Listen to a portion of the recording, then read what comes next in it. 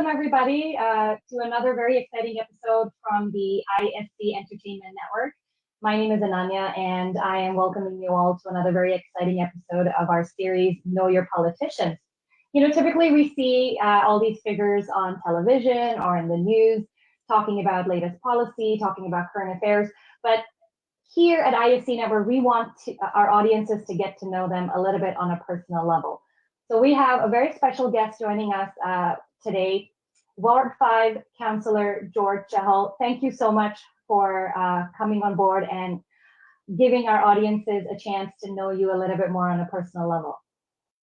Yeah, thanks for having me. And first of all, Pyar Puri, Sat Sri Akal, Assalamu Alaikum, Namaskar, Yali Madet, good afternoon, everybody. And I just want to wish, to begin with, everybody a very happy and prosperous and healthy 2021.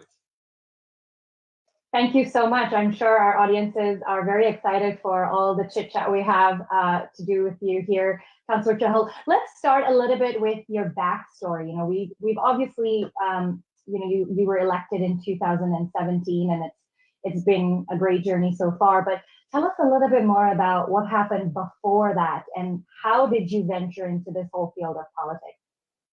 Well, a little bit about me. I'm born and raised here in Calgary. I was born in the community of Pembroke, which is in East Calgary. My parents immigrated here in 1972 from the United Kingdom, and previously from Punjab, northern India before that. My parents actually got married in England, and then they decided to come to Canada to provide a opportunity and a better life for their family. So I was born here in Calgary in 1975. The South Asian community was small back then, but it was very a tight-knit community. And so my family just was always involved. My dad with, you know, building of the Sikh society in Southwest Calgary in the early days, and really involved with the community and all communities from our from the Indian subcontinent, as well as we were smaller communities. For me, born in East Calgary, I grew up in the community. I lived in Rundle for a bit and spent a lot of time there because a lot of my family, but I really grew up in the community of Saddle Ridge.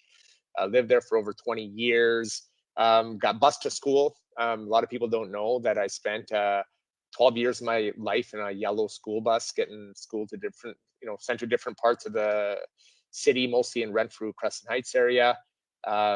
So that, you know, those are some interesting experiences that many parents and kids face. You know, I think an interesting little tidbit about me before I kind of get onto my political part of my life. You know, I almost drowned when I was 5 years old, and Oh, wow. that had a lasting impact on me as an individual. And you know, I think even for my mom being scared for me being around water, I had a lot of challenges trying to learn how to swim, and it took a lot of time for me to deal with those fears of being around water, and the anxiety and the pressure one faces. So I'm a big proponent of water safety, and I encourage all, you know, parents to put their kids in swimming lessons so they can learn how to do that. For me, sports has always been a big part of my life. As you see, I'm wearing my Team India shirt. I even brought my, just to show everybody, my Team India jersey. I've had the opportunity to represent India as a, you know, with the OCI citizenship 3 times at the international level, in Pittsburgh, in Dusseldorf, Germany, and also in Toronto. I'm a big sports fan. I mean, I've played ball hockey. I grew up playing ice hockey, rugby, baseball, football, you name it. But I really started loving playing ball hockey, and ball hockey gave me an opportunity to travel the country to win numerous local championships with my team here, provincially, and then compete at the national level and then internationally, which I also in 2017 was an assistant coach for Team India. So I'm a little older and slower than I used to be, but was able to coach as an assistant coach in the Czech Republic in 2017, which was quite a memorable experience. So a little bit more about me, just super quick. I'm married to my lovely wife, Amin, who's originally from Edmonton. She's a born and raised Edmontonian. I got 3 girls, the ages of 8, 12, and 16. And I'm so lucky to have 3 lovely girls to spend time with. I've coached their soccer teams as they've grown up. That's a big part of my I think community involvement through sports is coaching young girls playing soccer and the guys in hockey, but to really, provide an opportunity to coach and mentor and teach about, a lot of other important things that you learn at a young age that help you in a position like mine, leadership, building leadership skills, working collaboratively, teamwork, kind of going through those ups and downs as we all do as people. For me, I have a undergraduate degree in economics from the University of Calgary. I did my graduate degree, master's in urban planning, and I graduated in 2006 doing that. And my master's was on planning for ethnic diversity, looking at how new immigrants come and settle here in Canada, where they live, and I really focused on the Punjabi community here in Calgary, and then over time, where do they move and why do they move and where do they go? And then really studied the importance of faith, religion, cultural community centers, retail, shopping, but really the importance of kinship, family to a lot of those decisions. So I think that was one of the first studies done in a Canadian context when I did it. And also looking at new models of affordable housing here in the city of Calgary doing that. What happened was, from doing that work and doing my master's, I really got a passion for municipal governance. I've always been around politics. My father was involved in England working on labor and the Indian labor movement there.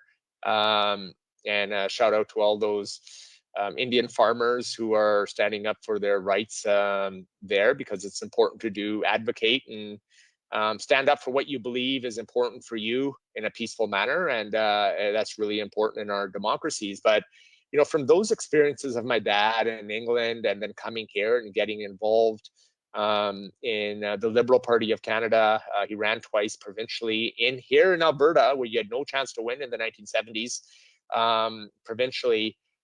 Being around those politics and his role in the World Sikh Organization really started for me to learn at a young age about politics and about campaigning and meeting people. So that had a large influence on me. The role of individuals in representing our communities, but also public service, the importance of community and public service and building community. So from those experiences later in my life, being involved in helping many candidates through many campaigns, I decided in 2007 that I was going to bring a new vision to Calgary and running in municipal government. Well, that was a pretty interesting campaign. Everybody told me, you're too young. People don't know you. You're 33 years old. You're too young. You have a young child.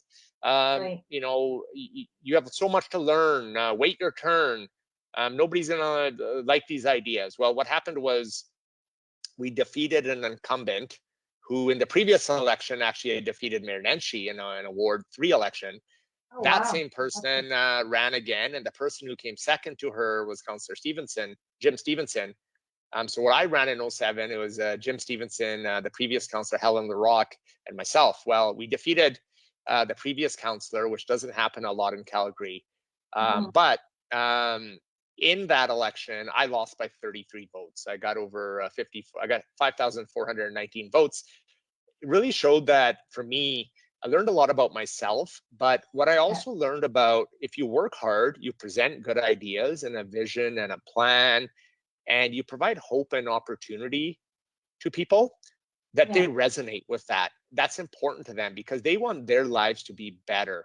And that's what we done during that election. So by doing that, I lost. It was, which probably was the reason why I won in 2017.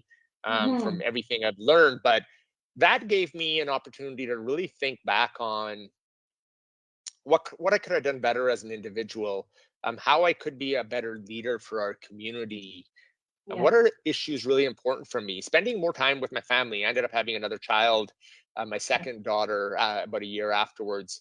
Got to travel and spend more time with my family and my life, and with my father, who's who's ill right now.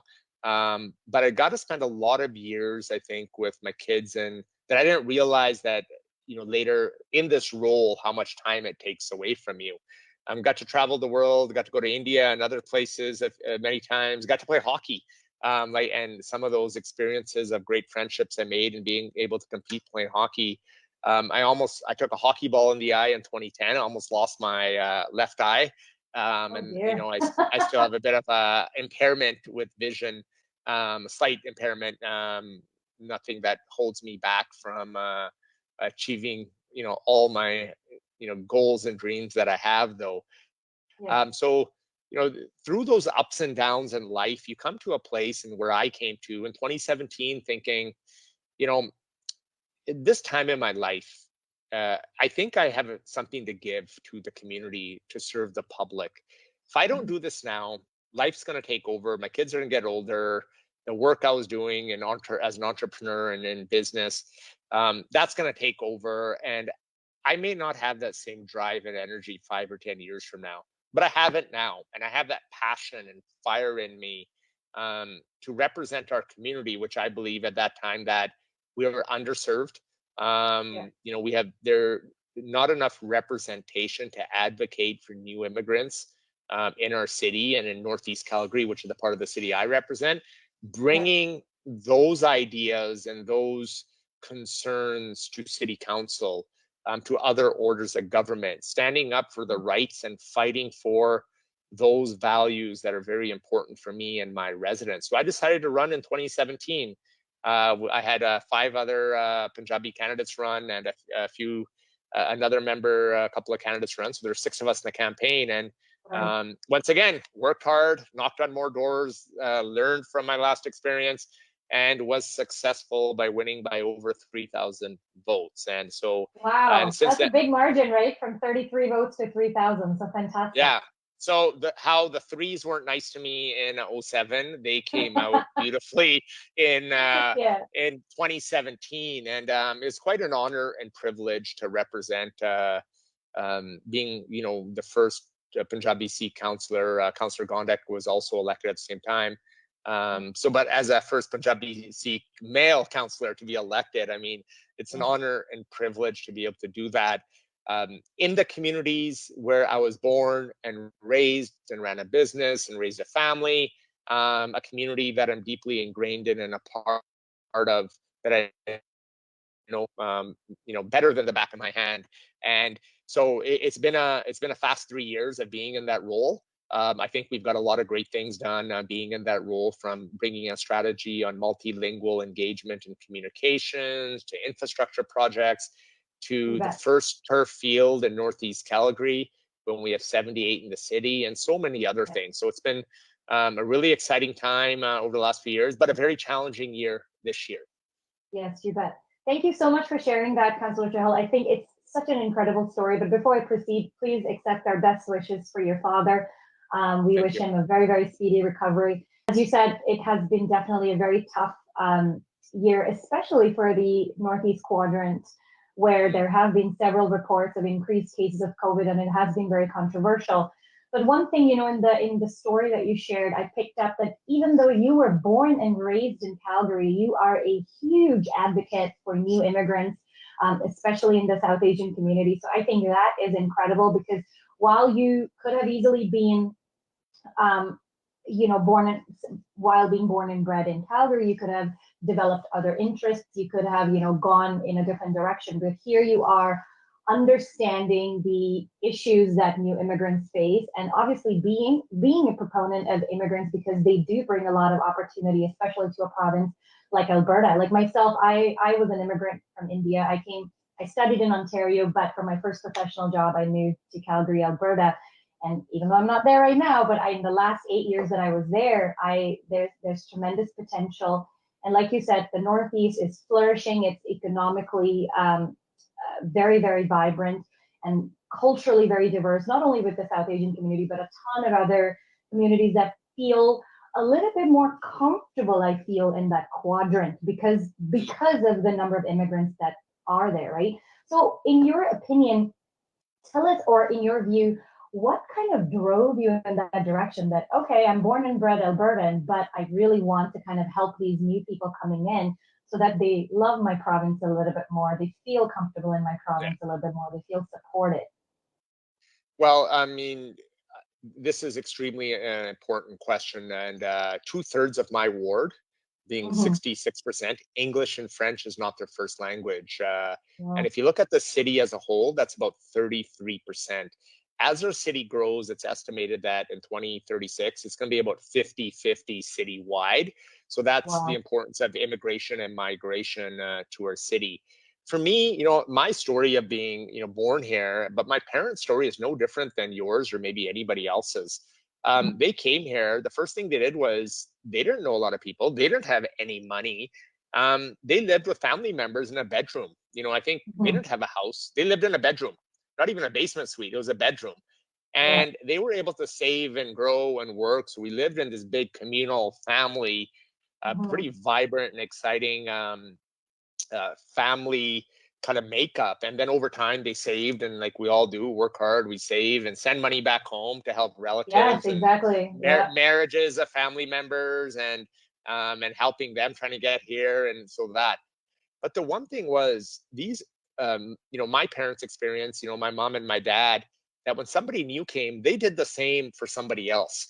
They helped them through that process of work. So as for me as a child growing up, we Mm-hmm. had family members living with us, and you'd see their concerns about how they're trying to integrate, how they're Yeah. trying to learn the language, where they're living, how do you get a job, who's going to help you. There weren't a lot of service agencies back then. It was just neighbors helping neighbors, family members, friends helping friends, or somebody from your same village giving you a place and opportunity to stay. So for me, from that, growing up in that environment, being closely involved in our community, and then doing a lot of seeing newcomers come, and I worked at the CIBC and the community of Falcon Ridge, where a lot of people used to come there because I was the only Punjabi banker, I think, in Northeast Calgary at the time. Wow. Um, Yeah. Everybody'd come to me because I could speak the language, maybe not Yeah. so good, but we could communicate. Yeah. And so over time, and a big part for me was educating our clients at the time and getting to know about them and their challenges. And Mm-hmm. it's so challenging. There's so much stress and anxiety when you come to a new country. Yeah. But our Absolutely. country is built by immigrants. Absolutely. And they've built this great country, and they've come from all over the world. And we have, India's been, India, Pakistan, and China have our main drivers, and the Philippines, Yeah. to immigration to Canada and to Calgary's, Yeah. and many other communities as well.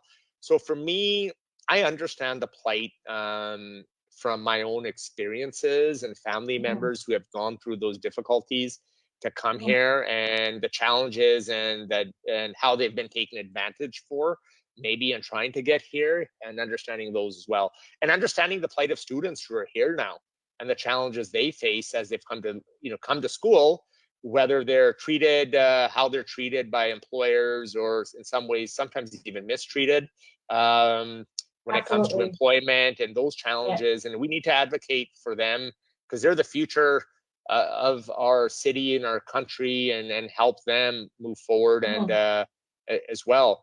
So I think, I always say diversity is our strength, which it is. My line in last election was stronger together.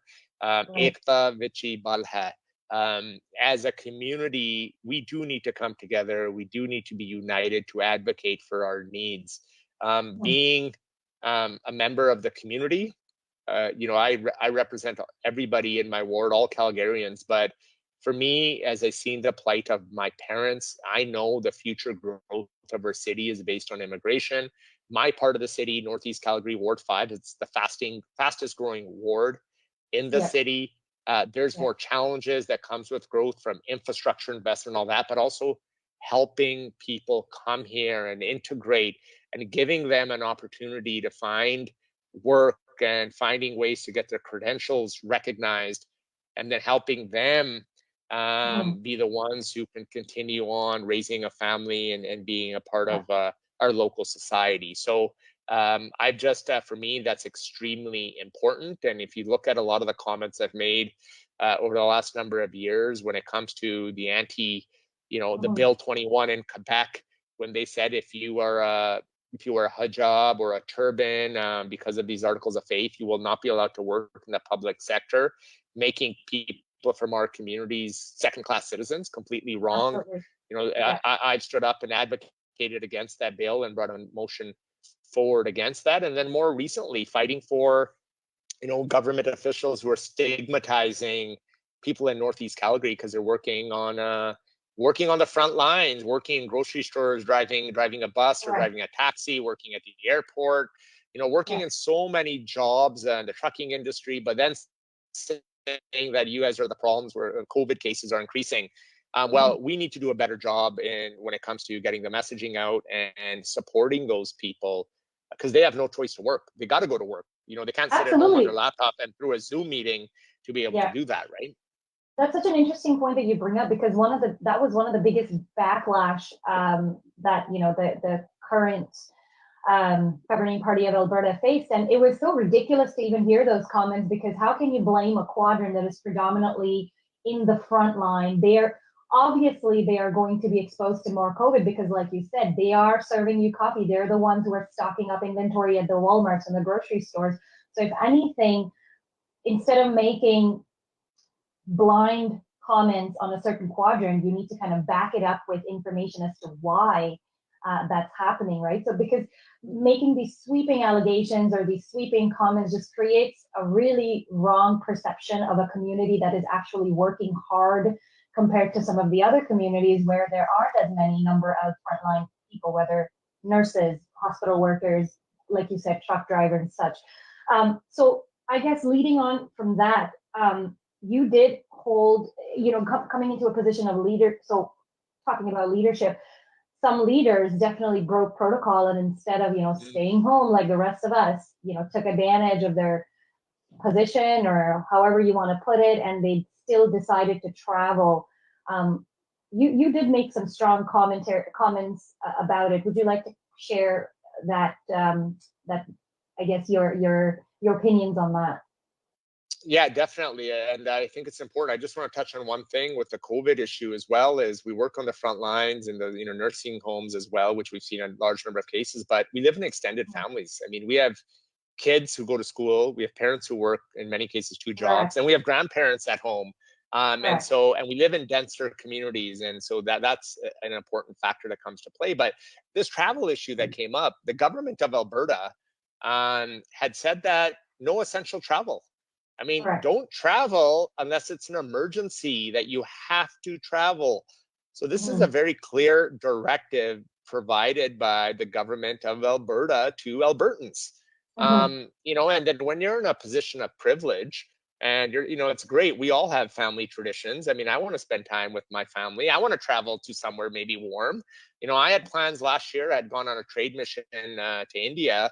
And it was a very successful economic trade mission, going to a number of cities. But you know, I was hoping to go back and really have the further conversations this time of year to India and potentially even Pakistan and other parts of the Indian subcontinent to continue that work. But I couldn't do that. I have family. My wife's my in-laws live in live in Edmonton, and my kids want to go visit their cousins and spend time with their grandparents. I wasn't able to do that because we as leaders are held to a higher standard. You know, as a leader, if we make the rules in government and tell you to stay home, tell you to not visit other family members, to just do what's essential, we have to do the same.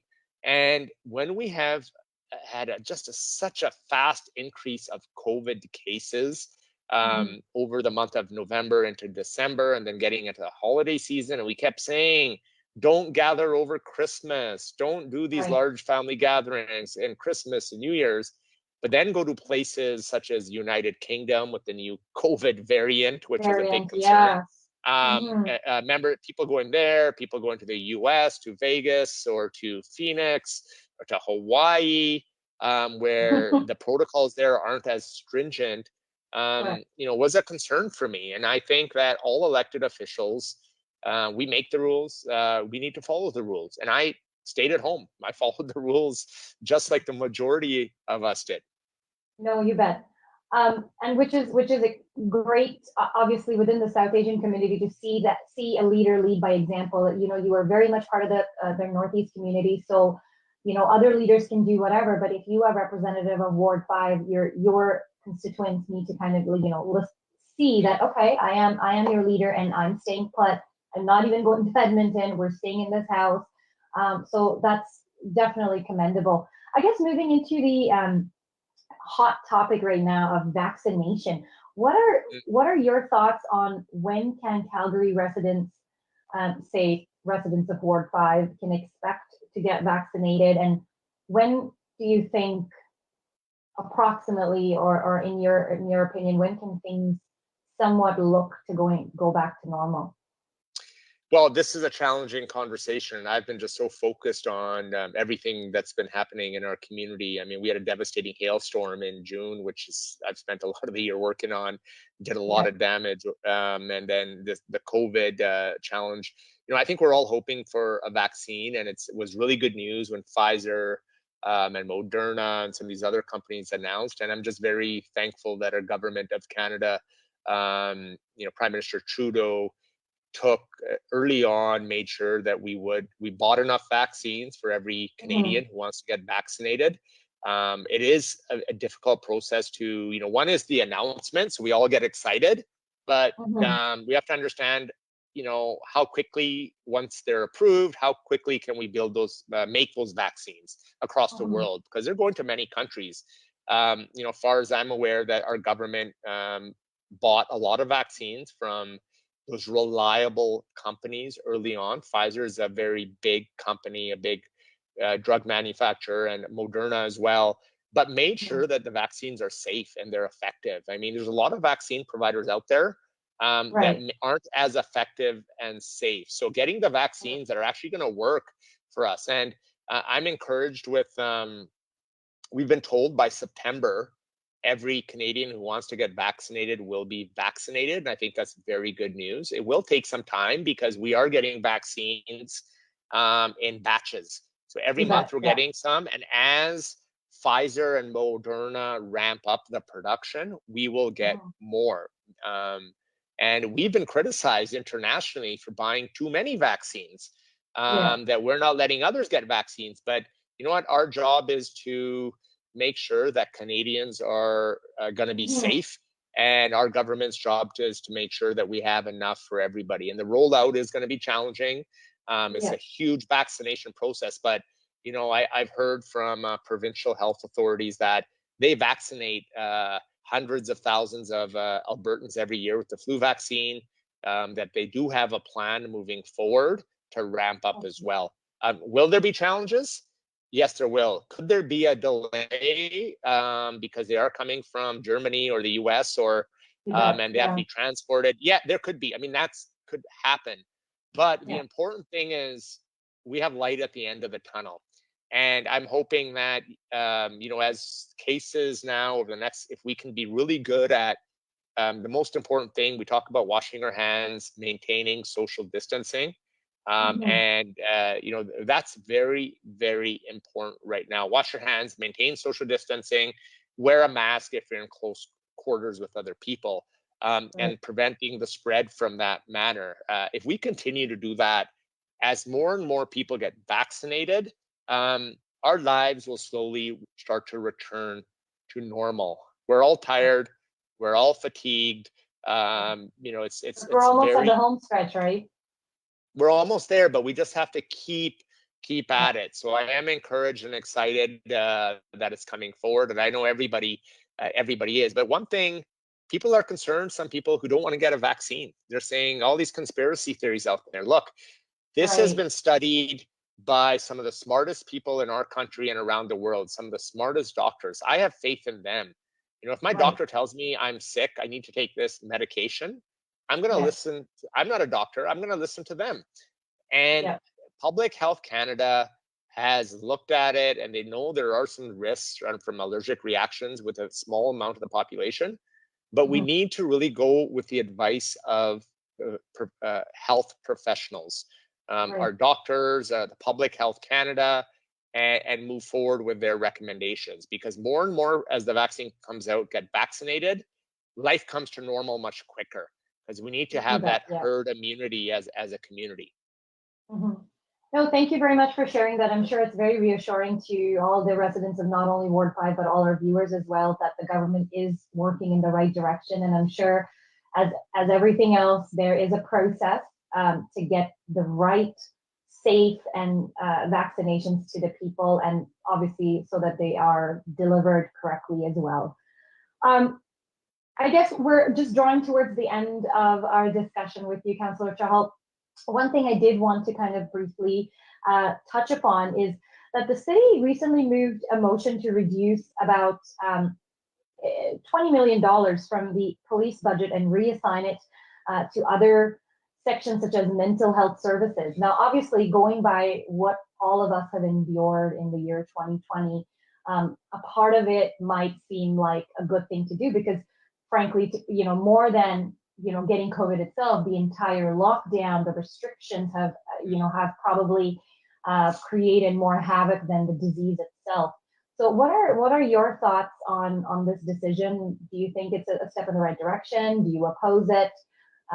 What are your thoughts on this? Well, I'm the chair of the community-based public safety task force that was brought forward over a year ago, that I brought forward to deal with many issues of violence in our community, looking at the number of shootings increase and guns and gangs. And so we started this work early on from my task force, anti-racism initiatives, but also looking at, is there a better service model and delivery to support people who are in crisis? About 25% of the calls, about 100,000 calls the police go to every year are a mental health or a domestic violence disturbance, and they get called for. And about 80% of them are nonviolent calls. So is there a better way to have medical health professionals and social workers to be involved when those calls are made, when it's a safe place to go and maybe you don't need the police to respond? So the police can focus on policing, and those professionals can do that. Now, you've touched on with COVID, we're going to have a huge increase. We're already seeing of with mental health and anxiety and depression and all these issues that are occurring with many in our community, which could, and also the increase of domestic violence cases and potentially suicide. These are big concerns. So as a city, what we decided was to say, look, Calgary Police Service, we have a challenging budget. What can we do better?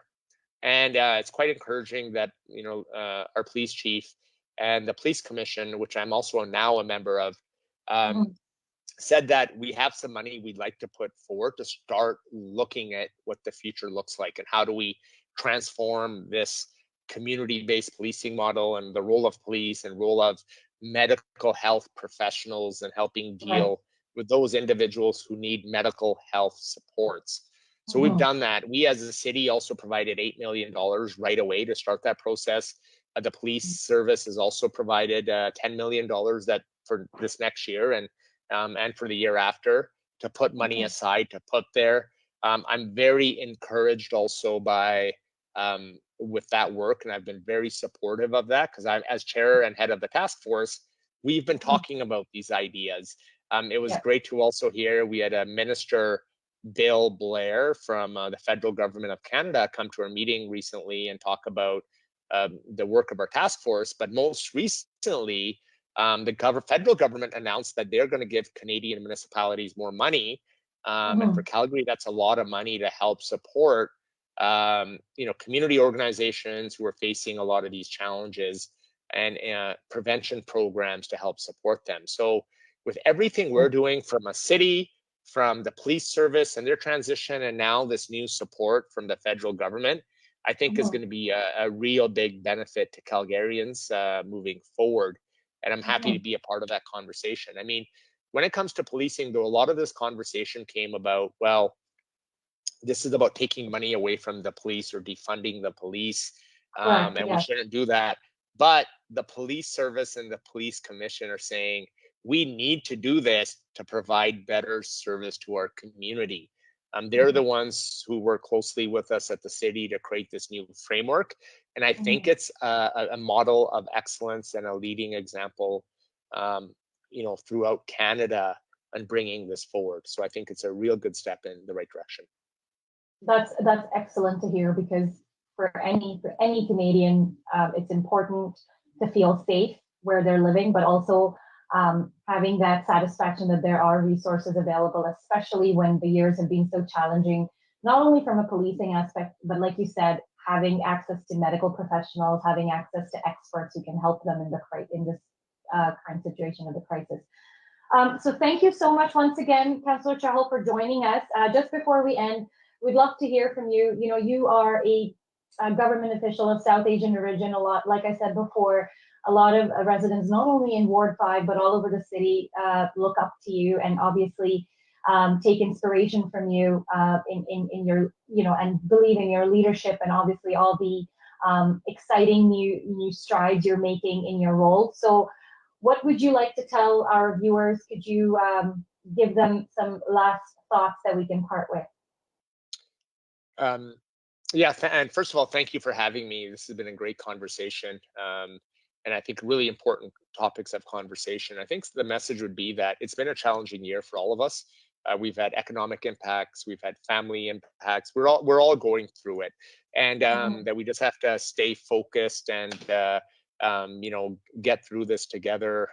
For me, it's really focusing on COVID and transitioning to rebuilding our economy moving forward, and making sure that as we get out of this, that we build back a much stronger, more resilient city. And that begins with the people. We have to have strong people who are also prepared to help build the city as we move forward. So, I always say, if there's anything we can do to help and support you over the upcoming days, weeks, or months, please feel free to reach out to me. Through my social media, you can send me a direct message. It's at Chahal George. So my last name, first name, at Chahal George, or my website, georgechahal.ca. We do have, I'm just going to show real quickly, this will be on my website and on Facebook soon, if everybody can see it. This is a brochure of the work we've done this year, and some really good information in here on COVID and some other issues as well. So please feel free to go on my website or my Facebook. We'll have it on the next week or so, and take a look at this. And I just hope that I want to wish everybody the best health and success in 2021. And I look forward to representing you this year. And I hope all of you, if you believe that I've earned the right to represent you in the future, that I can earn your support and as well in an upcoming election that is coming later this year. So those are some final thoughts. But we are here to help and serve in any way we can, and support you in any concerns that you may have. And I always say, first of all, once again, best wishes to you in 2021, to you and your families, and Ekta Vichi Balhai. Thank you very much, Councillor Chahal. Of course, we are stronger together indeed. We wish you the same, good health and lots of success, and hopefully you'll be on the winning streak again in the upcoming elections. Thank you so much once again for joining the ISC Entertainment Network. Have a good afternoon, and I hope the viewers enjoyed this one-on-one chat to get to know their politician better. So once again, our guest, Councillor George Chahal from Ward 5 in Calgary.